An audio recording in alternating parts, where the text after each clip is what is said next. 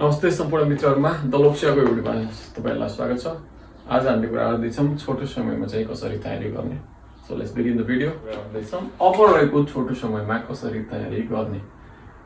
So go for the goal हाम्रो चाहिँ यो टपिकमा हामीले कुरा गर्दैछौं आजको क्याम्पेन र अब चाहिँ फास्ट ट्र्याकमा सबै एक्जामहरु पूरा गर्ने दशैंभन्दा अगाडि भन्ने हिसाबले चाहिँ एउटा कार्ययोजना भन्ने कुराहरु चर्चामा छ। सो हामीले पनि आशा गरौँ अब चाहिँ त्यो कुराहरु टाइममै हुन्छन् र सबै कुराहरु चाहिँ के छ टाइमले हुन्छ। सो अब चाहिँ कसरी बढ्न सकिन्छ किनकि अब टाइम निकै कम छ। आज असार छ, असार 14 गते भनेपछि चाहिँ असारको मिडतिर छौं हामी। अब एक्जाम चाहिँ साउथ असोजको चाहिँ 20 सम्म चाहिँ सकिन्छ भनेर हामी चाहिँ एजम्पसन गरौँ। असार साउन भदौ असोज 3 मन्थ छ तपाईसँग यो हिसाबले चाहिँ। अब यो 3 मन्थ्सको बीचमा चाहिँ तपाईको एक्जाम पर्छ होला भने चाहिँ हामीले चाहिँ यसरी अगाडि बढ्न सक्छौं। अब स्पेशली म आज फोकस गर्दै छु शाखा अधिकृतको, त्यस्तै गरी नासुको र खरिदारको। यो 3 लेभलको तपाई तयारीमा हुनुहुन्छ भनेपछि please watch the video till the and, तपाईलाई काम लाग्नेछ। मेरो अपेक्षा रहेको छ र नयाँ हुनुहुन्छ भने सब्स्क्राइब पनि गर्न सक्नुहुन्छ। अब हेरौं शाखा अधिकृत। तपाईलाई थाहा छ दुईटा फेजमा हुन्छ सबै एक्जामहरु, यो 3टा एक्जामहरु, not only section officer but all this तपाईको चाहिँ 3 एक्जाम्स अर लेभल्स। शाखा अधिकृतमा पहिलो फेजमा चाहिँ aptitude test, administrative aptitude test भनेर हामीले चाहिँ लेखेका छौं। भनेपछि द्वितीय फेजको एक्जाममा चाहिँ 3टा एक्जामहरु शासन प्रणाली, समसामयिक विषय र चौथो पेपर रहेको छ सेवा सम्बन्धीको। अब यसमा चाहिँ कसरी अहिले अगाडि बढ्ने भन्ने कुरा रहेको छ। अब तपाईले के छ कि ब्यालेन्स रुटमा जानुपर्छ यसमा। अब यति बेला चाहिँ अब 3 महिना भित्रै सबै एक्जामहरु हुन्छ। मैले चाहिँ अब भनेपछि पहिलो फेजको त्यति तयारी गरेको चाहिँ फर्स्ट पेपर मात्रै तपाई त्यसलाई फोकस गर्नुहुन्छ भने चाहिँ पछि जुन बीचमा चाहिँ तपाईले एउटा टाइम स्प्यान पाउनुहुन्छ अथवा बीचको चाहिँ जो विन्डो हुन्छ त्यो स्पेसमा चाहिँ तपाईले नपुग्न सक्छ। सो अहिले तपाईले के गर्न सक्नुहुन्छ भनेपछि जो फर्स्ट पेपर रहेको छ फर्स्ट पेजको एप्टिट्युड टेस्ट, त्यसलाई चाहिँ करिब मेरो हिसाबले दिस इज म आफ्नो हिसाबले भनिरहेको छु, तपाईलाई यो कतिको काम लाग्छ करिब 60% टाइम दिएर र अहिले यो फर्स्ट पेपर हुनुभन्दा अगाडिसम्म, फर्स्ट पेपरको एक्जाम भयो त्यो दिनदेखि त तपाईको नयाँ हुन्छ र सेकेन्ड फेजलाई चाहिँ जो 3टा पेपरहरु रहेका छन् त्यसलाई तपाईले चाहिँ 40% चाहिँ दिन सक्नुहुन्छ। भनेपछि तपाई 10 घण्टा पढ्नुहुन्छ भनेपछि 6 घण्टा पहिलो पेपरलाई, 2 घण्टा 40% जो रहेको छ सरी तपाईको चाहिँ सेकेन्ड पेपरलाई चाहिँ 4 घण्टा दिन सक्नुहुन्छ। If you are preparing daily तपाईको चाहिँ 6 to 4 आवर्स सरी 10 आवर्स। अब यो 60% मा पनि तपाईलाई थाहा छ 3टा पेपरहरु छ, जीके पनि छ, आईक्यू पनि छ, इंग्लिश पनि छ। यसमा अब तपाईको जीके को प्रोपोर्सन अलि बढी छ हैन, आईक्यू को अलि कम छ, इंग्लिश को अलि कम छ। तर मेरो विचारमा के लाग्छ भनेपछि जीके तपाईले धेरै नै नयाँ कुराहरु पढे पनि समसामयिकका कुराहरु त भए त्यो कुराहरु अपडेट गर्ने कुरा, तर जीके मा के छ धेरै कुराहरु यस्तो हुन्छ तपाईको जति धेरै पढे पनि माइन्डमा नबसेको जस्तो फिल हुन्छ तपाईँ। तर एक्जाममा अप्सन आउँदाखेरि तपाईले मिलाउन सक्नुहुन्छ। तर आईक्यू जति प्र्याक्टिस गर्नुभयो सम्भावना त्यति नै बढ्छ। इंग्लिशको पनि त्यही हो कि नयाँ भोकाबुलरीहरु तपाईले त्यो कभर गर्नुभयो अथवा तपाईले चाहिँ बुकमा भेटाउनु भयो त्यसलाई याद गर्नुभयो भने सम्भावना बढ्छ। सो अब कसरी गर्न सकिन्छ भनेपछि एक हिसाबले त यो 50% हो, यी बाँकी दुईटा पनि 50% हुन्, 30 र 20 गरेर। तर एक्जाम तपाईले तयारीको दौरान चाहिँ यी सबैलाई चाहिँ तपाईले करिब यसलाई त बढी दिनु पर्यो यो 20 को आईक्यूलाई त, किन यो अलि प्र्याक्टिस गर्ने कुरा टाइम पनि बढी जान्छ अहिले। यसलाई करिब चाहिँ 40% दिएर, यसलाई 30 दिएर, यसलाई 30 दिएर पनि अगाडि बढ्न सकिन्छ। एउटा सेफ साइड हुन सक्छ किनकि अब यो 50 हो, यसलाई चाहिँ म 6 घण्टा पढ्छु भने 3 दिन्छु, बाँकी यिनलाई चाहिँ 3 दिन्छु भन्दाखेरि तपाईको जीके ब्याकग्राउन्ड अलि विक छ, मतलब जीके पहिले पढ्नु भएको छैन धेरै भनेपछि ठीक छ यसलाई 50 दिनु पर्यो, यो दुवैलाई 50 दिनु पर्यो। तर अब तपाईको जीके ठिकै छ भनेपछि यी दुईलाई पनि फोकस गर्नु पर्यो। जस्तो धेरै मान्छेहरुको जीके पढेको हुन्न उनीहरुको लागि चाहिँ यो भन्दा यो वाला ठीक छ। अब सेकेन्ड फेजको 40% को कुरा छ। अब यो 40% भनेको करिब 4 आवर। यो 4 आवर्सलाई पनि ब्रेकडाउन गर्न सक्नुहुन्छ। जस्तो 3टा पेपर छ भनेपछि अब पहिलो paper theory, second paper, third paper र फोर्थ पेपर छ।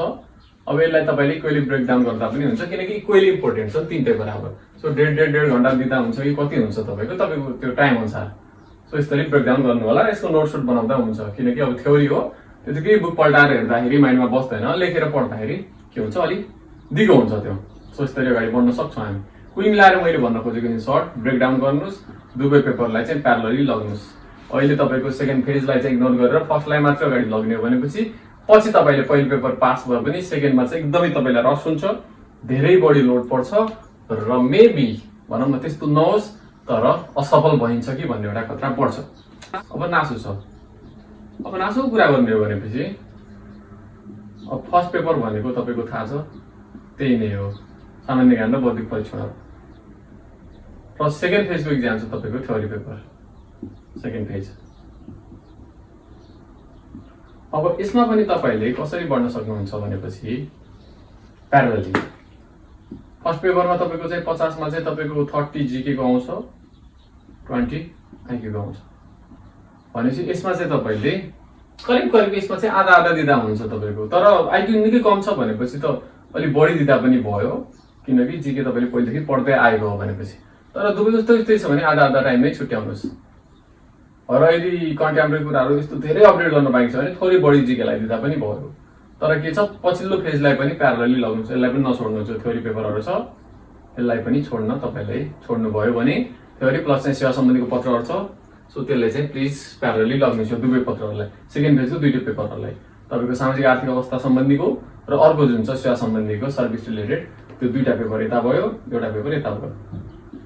सो दिनमा तपाईँ 10 घन्टा पढ्नुहुन्छ भनेपछि 5 आवर्स यता 5 आवर्स यता गर्नुहुन्छ र यो 5 आवर्सलाई चाहिँ 2.5 गर्दा भयो र यो 5 घन्टा भने 5 भइ नै हाल्यो। अब यो 5 मा पनि तपाईँ 2.5 प्लस 2.5 आइक्यूलाई 2.5 2.5, किनकि अब 5 10 घन्टा भनेको अबको टाइममा निकै बढी चाहिँ होइन, किनकि अब तपाईँको 2-3 महिनाको मात्र यो स्लट बाँकी छ इक्जामको। सो यतिसम्म गर्न सकिन्छ। तर धेरै यो हाउसले मात्रै हुँदैन, तपाईँको कति इफेक्टिभ छ भन्ने कुरा पनि भयो। यो तपाईँको कसैले चाहिँ 5-5 घन्टा 10 घन्टा नपढेर पनि 5-6 घन्टा पढेर पनि इफेक्टिभ पढ्छ भनेपछि राम्रो नतिजा आउन सक्छ। अब खरिदारको कुरा गरौँ। अब खरिदारको पनि त्यही नै हो, फर्स्ट पेपर छ र सेकेन्ड फेजको इक्जामहरू छ। फर्स्ट फेजको कुरा गरौँ, फर्स्ट पेपर भनौँ। अब यसमा तपाईँको हेर्नुहोस् यस्तै यस्तै किसिमको छ प्रकृतिको होइन, त्यो हिसाबले चाहिँ यसमा तपाईँले चाहिँ त्यहाँ 35 र 15 को कुरा छ। अब यहाँ मैले अहिलेको पछिल्लो एकदमै अपडेट गरेको छैन होइन, तर यही नै होला। मैले यदि अहिले रिसेन्टली पनि त्यस्तो चेन्जेस आएको छ भनेपछि तपाईँ हेर्नु होला। तर मैले पछिल्लो टाइमसम्म अपडेट गरेकोसम्म पहिलोमा के थियो 35 चाहिँ जीके 15 चाहिँ आइक्यू नै आउने गर्थ्यो। सो त्यो नै होला। अब यसमा चाहिँ तपाईँले यहाँ चाहिँ आधा आधा दिनुहुन्थ्यो भने आधा आधा चाहिँ नदिनु होला त्यसमा चाहिँ, किनकि मैले नर्मली चाहिँ देखेको खरिदारको चाहिँ तपाईँको आइक्यूहरू निकै नै बढी च्यालेन्जिङ देखेको छैन। सो यो भन्दाखेरि इजी आउँछ भन्न खोजेको चाहिँ होइन, तर ठिकै आउँछ भनेपछि आधा आधा दिँदाखेरि यो माथि अन्याय हुन्छ। जस्तो अब दिनमा 10 घन्टा नै दिने हो भनेपछि 5 त यहाँ दिनु पर्यो, 5 यता दिनु पर्यो। अब 5 दिनुहुन्छ भनेपछि यता 3 दिन सकिन्छ, यता 2 दिन सकिन्छ, अथवा यहाँ त त्यस्तै भएर 3.5 पनि दिन सकिन्छ, तर तपाईँको अब आफ्नो अवस्था हेरेर। सो 3-2 गर्न सकिन्छ, यता दुवै पत्रलाई 2.5 गर्न सकिन्छ। अथवा चाहिँ तपाईँको यो पहिलो पेपरको पहिलेदेखि नै राम्रो तयारी छ भनेपछि यता 6 घन्टा दिएर यता 4 घन्टा पनि दिन सकिन्छ। यता यो 4 घन्टामा चाहिँ 2.5 र 1.5 घन्टा गर्ने, यता बाँकी 6 मा चाहिँ ब्रेकडाउन गर्ने, 3-3 घन्टा गर्ने, यसरी गर्ने। तर गर्दाखेरि चाहिँ अहिले के हो ऱ्यासनल रूपमा गर्नुहोस्। तपाईँको चाहिँ के छ भने फर्स्ट पेपर मात्रै पढ्ने मन लाग्छ भने अहिले 10 घन्टामा 10 घन्टा फर्स्ट पेपर भने त्यसमा 10 घन्टै जिके पढ्नु भयो भनेपछि चाहिँ त्यसले चाहिँ एकदमै तपाईँलाई एउटा रिजल्टमा चाहिँ धक्का दिन सक्छ। सो के छ ब्रेकडाउन गर्नु होला सिलेबसलाई, पेपरहरूलाई र तपाईँको चाहिँ जो छ नि त्यसको अङ्कभारहरू र प्लस चाहिँ जुनमा चाहिँ तपाईँ अलिक विक हुनुहुन्छ त्यसलाई चाहिँ विशेष महत्त्व दिनु होला, किनकि विक पार्टमा चाहिँ तपाईँले चाहिँ बढी काम गर्नुपर्ने हुन्छ, मेहनत गर्नुपर्ने हुन्छ। जसमा अलरेडी राम्रो हुनुहुन्छ त्यसमा थोरै मात्रै कन्टिन्यू गर्दा रिभाइज गर्दा पनि हुन्छ। आजको भिडियोमा चाहिँ यति नै। गो फर द गोल, तपाईँको गोलको लागि अगाडि बढ्नुहोस्। हाम्रो दलोक्षाको तर्फबाट शुभकामना। आजको भिडियोमा यति नै। हवस् त, नमस्ते।